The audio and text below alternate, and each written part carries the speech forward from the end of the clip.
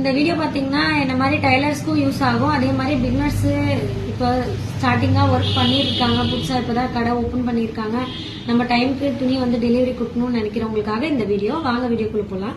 அதுக்காக சிம்பிளா ஒரு டைரி ஃபர்ஸ்ட் தனியா வச்சுக்கோங்க.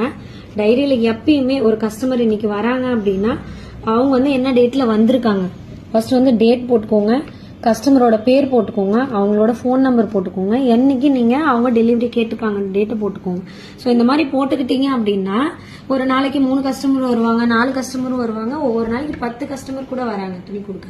ஸோ அப்படி இருக்கும்போது நம்ம மொத்தமா வாங்கி வச்சிட்டோம்னா நம்மளால அவங்களுக்கு கரெக்டான டைம்ல துணி கொடுக்க முடியாது. இந்த மாதிரி ஷெட்யூல் டைரி போட்டுக்கிட்டீங்க இன்னையில இருந்து அப்படின்னா உங்களுக்கு பண்டிகை டைம்ல எல்லாம் ரொம்ப ஈஸியா இருக்கும்.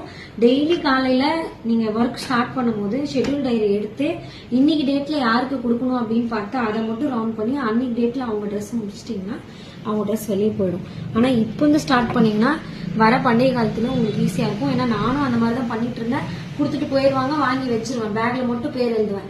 கஸ்டமரா எனக்கு ஃபோன் பண்ணும்போது தான் எனக்கு மெமரியில வரும். இப்போ நானே ஸ்டிச் பண்ணிட்டு கஸ்டமருக்கு ஃபோன் பண்ணி உங்களுக்கு ட்ரெஸ் ரெடி ஆயிடுச்சுன்னு சொல்றேன். ஸோ அந்த மாதிரி நீங்களும் வந்து இந்த மாதிரி பண்ணீங்கன்னா உங்களுக்கு சீக்கிரமா ட்ரெஸ்ஸும் வெளியே டெலிவரி ஆயிடும். நிறைய ட்ரெஸ் வரதும் நீங்க சீக்கிரமா தைச்சு கொடுக்கலாம். இந்த வீடியோ உங்களுக்கு பிடிச்சிருந்தா நம்ம பேஜை ஃபாலோ பண்ணிக்கோங்க. தேங்க்யூ.